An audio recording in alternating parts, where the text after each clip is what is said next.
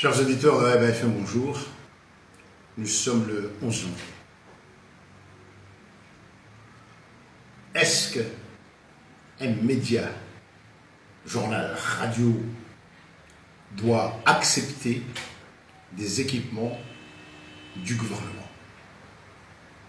Hier, le ministre de l'Intérieur chargé de l'information, M. Mohamed Daoud Dikiki, a donné du matériel informatique aux médias, journaux, radio. Tout de suite après, un brouhaha très comorien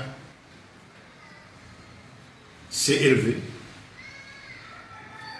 Les médias sont corrompus, pauvres de ceux qui étaient là. C'est les élections. Certains des très grands techniciens ont parlé des mouchards que le gouvernement allait placer dans ses ordinateurs pour savoir tout ce qui se passe dans ces métiers. Oh là là, c'est grave, hein? D'abord, il faut savoir que ces équipements, hier en tout cas c'était des ordinateurs, ont été donnés par la République populaire de Chine, effectivement pour les médias. Donc, si la République populaire de Chine, c'est-à-dire le citoyen chinois, donne à travers son gouvernement aux Comoriens des équipements pour les médias, pour qu'il y ait des facilités à informer, des facilités pour informer, cela n'appartient pas au gouvernement. Que le gouvernement en face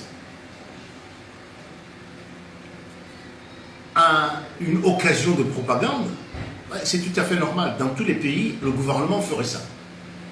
Il mettrait en valeur ce qu'il fait. Il n'y a aucun gouvernement qui dira « j'ai donné ça parce que la Chine, j'ai demandé à la Chine ou je suis obligé de le faire ». Par contre, il appartient à ceux qui s'opposent au gouvernement de dire « ah, vous avez reçu ça de la Chine, c'est pas vous qui avez cet argent-là, et de toute façon, vous ne pouviez pas faire autre chose, etc. etc. » Ça, c'est le débat politique. Est-ce que les journaux, les radios devraient accepter ça ou pas? Et bien sûr. Et bien sûr qu'ils devraient accepter. Moi, je n'ai jamais vu une manifestation disant on ferme le journal Al-Watan, qui est financé à 100% par l'État. Et pourquoi? Combien de gens lisent Al-Watan, combien de gens le comprennent? Les Comoriens, le contribuable comorien, qui ne parle pas français, qui ne le comprend pas. Par exemple. Il faut qu'il y ait de l'équité, de l'égalité. Le gouvernement a le RTC, qui est, pour tous les gouvernements, c'est la tradition ici, un outil de propagande.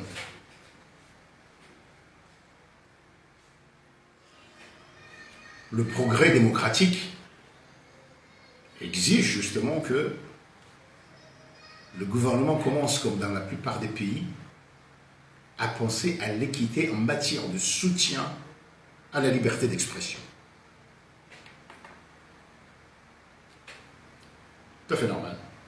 Donc oui, les radios et les journaux qui étaient là étaient bien dans leur rôle de recevoir ces équipements. Dans de nombreux pays, même les pays très libéraux comme l'Amérique, il y a des lois qui aident les médias. Ça peut être des exemptions d'impôts, ça peut être des facilités en ceci ou cela, ce qui est normal. En France, c'est le pays de référence ici, il y a des facilités accordées à la distribution, par exemple, des journaux. C'est comme ça. Les journaux qui étaient là, les radios qui étaient là, il y a des gens qui ont investi, soit personnellement, soit une communauté qui a investi pour être informée, pour débattre, et que ces journaux-là, ces radios-là parlent de politique ou pas, ce n'est pas le problème, il faut informer. Donc, je viens maintenant à l'autre aspect. Il y aurait des mouchards dans ces ordinateurs-là. Grand bien leur en face. Grand bien leur face. Pour Aïba FM, par exemple, nous n'avons rien à cacher. Bien sûr, il y a des enquêtes journalistiques et tout ça. Mais si le gouvernement veut le voir, s'il y a des photos nues dans les ordinateurs de leur maîtresse ou je ne sais pas qui, qu'il soit, nous ne cachons rien. Mais plus important, plus sérieux, parmi les récipiendaires, il y avait la Gazette. Qu'on me donne un exemple ici d'une personnalité qui se bat, qui est dévouée à la liberté d'informer, comme Elad Sedomar, directeur de la Gazette. C'est un journal qui est là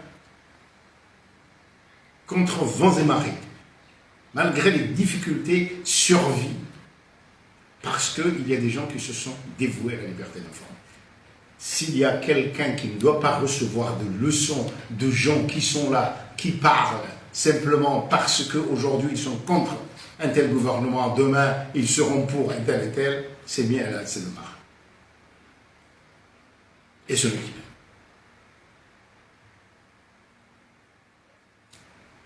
Il y avait un journal, là je parle de la presse écrite, Massiwa, qui est sans doute beaucoup plus critique vis-à-vis de ce gouvernement que beaucoup de ceux qui attendent de voir qui va gagner demain pour aller de l'autre côté. Donc, se battre pour la liberté d'expression. On se bat dans un pays où il y a des autorités légales, jusqu'à présent, le président Azali et le président Onutsupi. Notre radio ne cesse de critiquer sa politique. Mais il est le président légal et élu. Et son ministre de l'Intérieur est de ce fait un ministre qui est légitime. Que nous soyons contre sa politique, nous le disons, et nous ne le demandons à personne. Donc, oui, ces équipements-là, nous les avons légitimement réceptionnés. Je ne savais pas tout le brouhaha que ça allait faire, sinon je serais allé moi-même, d'ailleurs. Et que celui qui doit mourir meurt. Parce que la politique, c'est pas ça. Défendre la liberté d'expression, c'est faire face. C'est être confronté aux adversaires. C'est ne pas le dire, c'est de ne pas faire comme s'ils étaient morts, qu'on n'est pas là, parce qu'il y a la facilité de dire que nous offrent les réseaux sociaux aujourd'hui.